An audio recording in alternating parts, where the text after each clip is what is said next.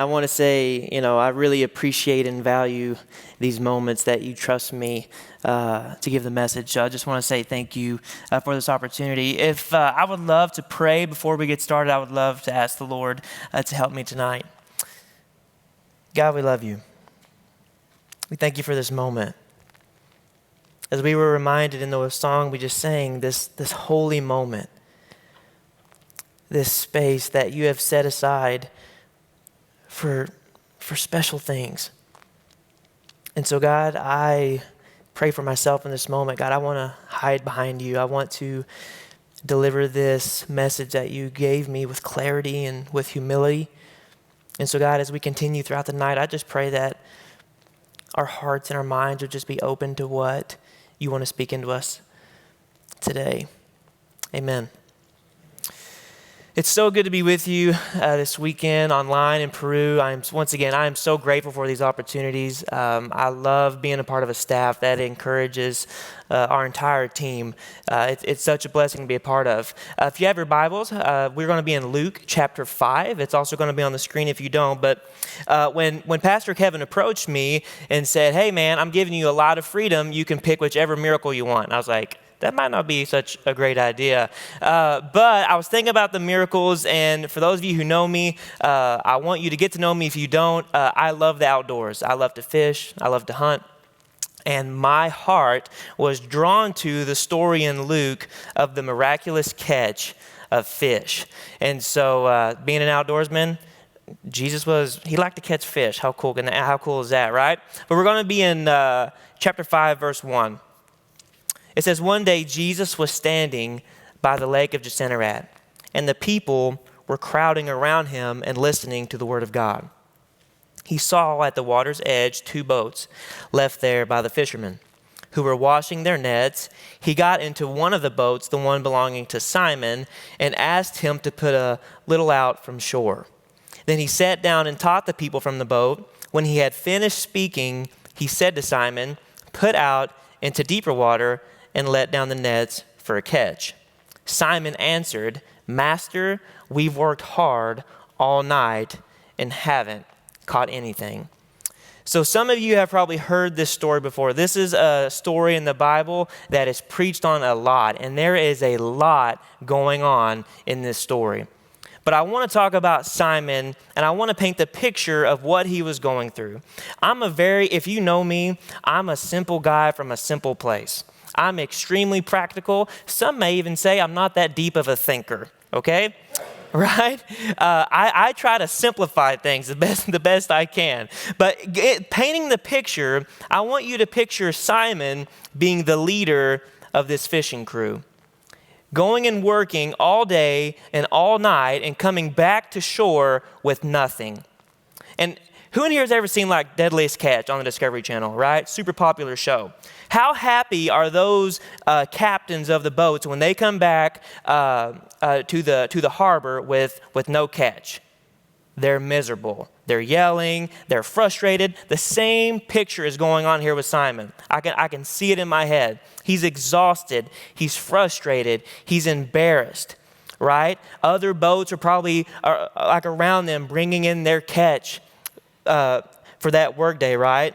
He was embarrassed. He was stressed. He had crew members that was depending on him to make the right decisions to catch the fish because they have bills that needed to be paid as well. And I also want to bring up too, because I think when we hear the word fishing or whatever, sometimes we immediately go to recreation, right? The kind of fishing that I enjoy doing. Who's ever been on vacation and you've chartered a boat to go fishing? Anybody? I haven't either, and I really want to do that. I need you to take a note of that, okay? Okay, but anyway, so we lived on the coast, and if you've ever been on vacation and you're walking along the beach or you're walking along a pier or a harbor, it's not that kind of fishing, right? Because these guys, it was their living. It was their vocation. It's what they did, right? But the difference between a recreational trip, kind of like what you would do on vacation, see, when you get back from fishing that day, you don't have to wash the boat put gas in it, clean the reels, clean the fish. You just get to have fun, catch the fish, and then you leave, right? So just to make things worse, as Simon brought his crew back to the shore, they were cleaning up to go home. Right? They were washing their nets. They were pulling their nets up. They were making sure everything was clean. All the holes were patched. They were pulling up weights, pulling up floats, making sure everything was ready for the next day. They were done. Who's ever been at the end of a work day and you're done with the day? Right? I think we can all relate to that, right? We've all been in moments to where we've gone through the day did not go our way, and we're done. We want to be finished. But to add another layer of frustration, this Jesus guy comes along, right? And so this is going to be the first time Simon has had an interaction with Jesus. So Simon, he's back up on shore. He's washing his nets. To make matters worse, all of these people are gathered around seeing his failure.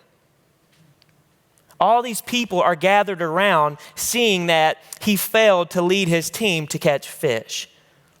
And here comes this Jesus guy. He steps on his boat, goes a little out from shore, and says, put down your nets. See, Jesus wasn't a fisherman at all. He was a carpenter. See, back then, you did what your family lineage did, right? You did what your dad did. He did what his dad did. See, Jesus was a carpenter. He built cabinets, furniture, whatever they built back then, right? That's what Jesus did. He wasn't part of the culture of fishing.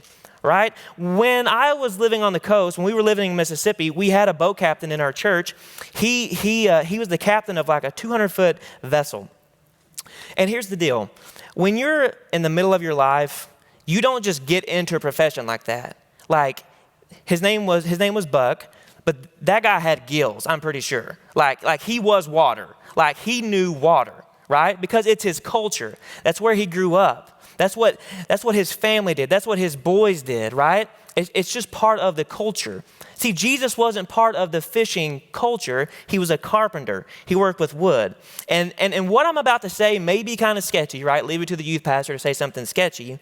But in this moment, Jesus had zero authority in the situation. Ain't that kind of crazy to think about? Because when we think about Jesus, like, he is authority. Like, he is authority.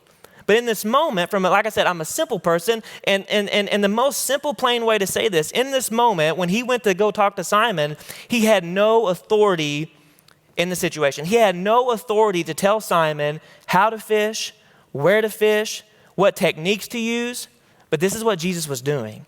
He was like, hey, we need to go offshore. We need to let down our nets here. So we're going to kind of change our thought process. Who in here enjoys fishing? Anybody? 4 of you. This is going to be great. So I'm going to give you a free fishing lesson. All right? I'm going to give you a free fishing lesson. And here's the deal. I'm going to end this debate once and for all. Okay? So I need you to listen, okay? Because Whitney gives me a hard time about this. Fishing revolves nothing around luck. Can I get an amen? 3 of you. This is going to be great. Okay. But I'm ending this debate. It has nothing to do with luck, all right? And I would even venture out to say that fishing is a real sport. I'm still getting crickets. Okay, this is not going well. But here's the deal. Here's the lesson, all right? Fishing revolves 100% around the word pattern. Everybody say pattern. Everything that has to do with fishing, it revolves around pattern. Fish are always on some form of a pattern. You can fish the most simple way possible. You got a cane pole, you have a line with a hook on it, you put a worm on it, you set it in the water. You get a bite, you catch a fish. What do you try to do? You try to replicate that and duplicate that over and over and over. But if you're not catching fish, okay, maybe they're deeper, so you let line out. Maybe they're shallower, or you let line in, right? You try to look for things to duplicate success over and over again, right? Does that make sense? You all can go be pro fishermen right now, right? Who needs a real job when you can fish for a living? But the key to being successful is finding the pattern. But what was the pattern that day that Simon was not able to figure out? The pattern that Simon was not able to figure out. And so I got a question. Have you ever felt that way? Now, I asked you a question earlier. How many of you have ever come home from work, you've punched your time card for the day, you come home and you're like, I'm done with work? How many of you guys have ever come home exhausted, frustrated, stressed, right? We can all have these moments in our life where we're in these moments to where we have felt like we have never been able to seem to grasp the waters around us. It can be so exhausting coming back to the shore frustrated. Or maybe you might be sitting there saying, Pastor Harold, I'm so constantly exhausted and frustrated, I wouldn't know what to do if I had another pattern. Right? When we have these special moments to talk to people and to do life with people, most of the time when people are exhausted and frustrated the most, it's not when things are going on in the moment. It's when people are really upset about the trajectory of their life and where it's headed. Because we can't seem to find patterns of success. We can't seem to find patterns of when things go right, when we're able to get a catch and come back. So we're going to be moving on. We're going to be back in Luke 5, verse 5, but we're going to finish that verse, and it should be up on the screen. So Simon's talking to Jesus. He says, Master, we've worked hard all night and haven't caught anything, but because you say so, I will let down the nets. Because you say so, I will let down the nets.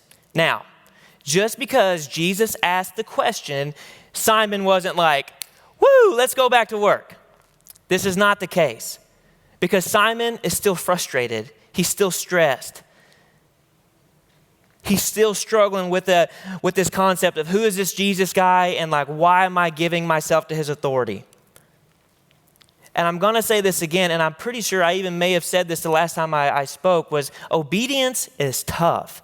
I speak on obedience a lot because I think it's so incredibly important to how we're shaped into what God wants us to be. Who in here has ever heard the passage, the Lord loves a cheerful giver? I can't think of the passage off the top of my head, or maybe you've been at Hobby Lobby and you've seen the cute little signs that, when you give, make sure to give with a grateful heart. You kind of put those in your kitchen kind of stuff. I call those Hobby Lobby verses. But here's the deal. I think that's the end goal. I think that's what we should strive to become and be. But here's the deal. We're not always going to be super thrilled to give. Sometimes we're not always going to be super thrilled to serve. But what would it look like to be obedient in those moments? Because Simon in this moment, he wasn't thrilled because this Jesus guy was making him go out to work again. He was giving Jesus some lip. He was like, we worked hard all night and we haven't caught anything. Why would we go back out and waste our time? I'm tired. My crew's tired. We're exhausted. We can't go no more. We can't do no more. We've done what we can. He's giving Jesus some attitude here in this picture. But obedience is tough. But going back to that kind of verse I mentioned about the Lord loves a cheerful giver. Like I said, I think that's the end result. But at the same time, I think that we give ourselves an out a little bit, not to serve, not to give, and not to be obedient.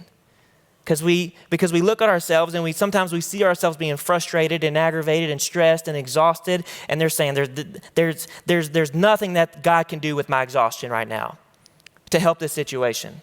There is nothing that God can do through me to help somebody because of the stress that I'm under right now. We give ourselves an out instead of being obedient. It's kind of funny, once again, very simple. I have a son. He is about to be 9 months old. And we're trying to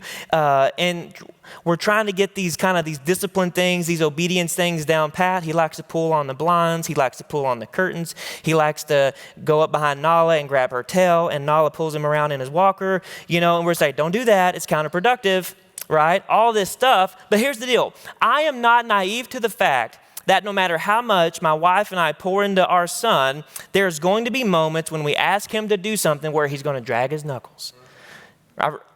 Or are teenagers absolutely perfect? Okay? I need notes from those parents, okay? So don't leave yet.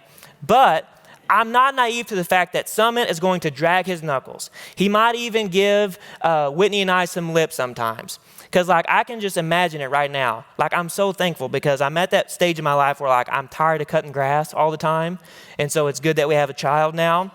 And so there's going to be moments where I'm like, Summit, it's time to, grass is, it's getting kind of tall. Get out there and cut the grass. And he's going to be, oh, Dad, I don't want to. It's hot. I don't want to go outside. All this stuff. And he's going to give me lip and he's going to have a bad attitude. But here's the deal. He's still going to do it. And guess what? My grass is still getting mowed through his bad attitude. And hopefully through parenting and through love and loving on him, he's going to be shaped. His character is going to be shaped and his heart's going to be shaped the same way I hope ours is. They say that the best way for a child to love their parent is through obedience. Maybe the parents can speak into that. Is that true? Yes. Yeah, right? I could see how that's so true. But Simon he was kind of in a spot. He was frustrated, exhausted, but he was willing to be obedient. So now we're going to get to the last part of the story. We're going to be in verse 6, and it should be on the screen as well. It says, so when they had done so, they had let down their nets. They caught such a large number of fish that their nets began to break. So they signaled their partners in the other boat to come and help them, and they came and filled both boats so full that they began to sink. When Simon Peter saw this, he fell at Jesus' knees, saying, go away from me, Lord, I am a sinful man. For he and all his companions were astonished at the catch of fish they had taken, and so were James and John, the sons of Zebedee, Simon's partners. Then Jesus said to Simon, don't be afraid, from now on you will fish for people. So they pulled their boats up on the shore, left everything, and followed him. Fish for people. It's amazing in this moment because Jesus came through. When Jesus asked Simon to go out into deeper water and let down the nets, Jesus came through. He did it. When we think about the miracle part of this story, this is where we tend to hone in on, right? Because this is where they were stressed, they had no money, they were exhausted. God redeems the situation, right? Everything changes in this moment, right? Everything changes in this moment. And I think it's pretty cool what the presence of the Lord will do for us in tough situations, right? But once again, in this moment, there's a lot going on. Simon was in awe of the way Jesus knew the water, the patterns, right? He was completely baffled by the fact of what this Jesus guy knew about the water because he had redeemed the situation. And once again, from a very practical sense, Jesus landed this company a huge payday, right? Some of you who have seen Deadliest Catch, you don't get paid if you don't come back with any catch, right? And so Jesus landed them a huge payday. And I'm thinking, if I'm Simon, I'm thinking, oh my gosh, this is the best day ever. We've got to sign Jesus on as a partner in this company. We'll call it Jesus and Brothers Fishing Company. I don't know. We'll come up with something creative, but we'll make it work, right? Because as they were pulling in those fish, as I'm reading that, I'm just hearing money signs just go off. Ching, ching, ching, ching, right? Because they're doing it. Jesus had redeemed the situation, right? Their bills were going to get paid. His crew was going to have money for their families, right? This whole deal, right? These are the kind of stories that we just fall in love with when Jesus comes through. But then Jesus drops a bombshell on Simon. And as I read in the passage, he says, Simon, you will now fish for people. You will now fish for people. I caught a human one time. True story. Whitney and I had been dating for a few months. I had met her dad.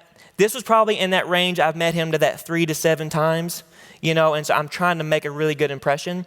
And so at the time, I was living in Missouri down by Lake the Ozarks. It's kind of way down in there. It's tucked away down in Missouri. But Whitney's dad loves to fish. And so I said, you know what? Come down for the 4th of July weekend. We'll go out on the lake and I'll take him fishing. So one morning we got up early. We get the boat, load everything up, and we go out. I go out to this spot where I catch fish all the time. And I let down my trolling motor and I grab my rod and reel. I let my lure down and I go to make a big cast. And as soon as I do it, my reel goes with my line. And I hear, "Oh, what in the world?" And I'm just like, "Please, God. Please don't let this hook be in Jerry Newman's head." And so I slowly turn around and I see my lure attached to his hat. And I'm thinking, okay, good. It's just attached to his hat. And he goes, "Harold, it's in my head." And so most of you might be thinking, okay, you call the doctor, you go to the hospital, and I'm like, hey, it's still early. There's a lot of fishing we got to do. So I grab my pliers and I lift under his hat and I see the hook and the barb is barely just in under the skin, above the skull. And I was like, I started to grind and to twist and to pull, and it finally came loose and we were able to fish. But this is not the kind of fishing for people Jesus was talking about, right? Praise the Lord for that. That would be a bad way to evangelize. Whew. See, but Simon probably had to say, like, what do you mean fish for people? What does that mean, fish for people? Because Jesus, my whole life has been on the water. I don't know what it would look like for me to leave all this and to go be with you on land. I don't know what that looks like. I don't know what that means. But I'm really proud of Simon in this moment because Simon knew something was up. Something was going on in Simon's heart in this moment to where he knew something was up. He knew something was different about this Jesus guy. Because here's a really cool part of this story. Even after the miracle happened, when the fish were caught, even after the miracle happened, Simon wanted the creator more than the creation. Because he knew something was up about this Jesus guy. Jesus knew too much about the water. See, because Jesus had beaten Simon at his own game. Simon knew that there's something so special about this guy for him to know what he knows. And he's got to be talking about a bigger plan than just fishing, but doing something special with people. Let's go back to the beginning of the story. It says, when Jesus walked up to the shore, there were two boats. And I got to thinking about this once again, not the world's deepest thinker, but I was thinking about this question. Why did he choose Simon's? Out of all the boats there, why did he choose Simon's? And I done research and I studied, I talked to pastors, and the conclusion I got to, this is going to be mind-blowing, groundbreaking, it was there. It was available. So Jesus walked up and says, I can see that you didn't have a great day. I can see that you're done for the day and you're frustrated, but what you got here will do. This will work. Jesus just needed it in the moment, and thankfully Simon was available. Jesus just wants your boat. And I get discouraged sometimes because I look at other people's boats and I think, oh man, that's a big boat. Shiny. Real, and I don't even have paddles in my boat. Sometimes we get discouraged by our lack of resources, or sometimes we get discouraged by the talents and abilities that we have because we see other people's talents and abilities. But God just wants your boat. Is it available? Would it be available if he wanted to hop in? Jesus just wants your boat. So this is my last story for the night, and then we're going to be wrapping up. I kind of see myself as Simon sometimes. Simon, he was a master of his craft. Like I said, this was his vocation. This is what he did. This was part of who he was. And to go along with that, I love to hunt. I've hunted for years and years and years, and I would say I'm pretty good at it. Have some success. I know what I'm doing.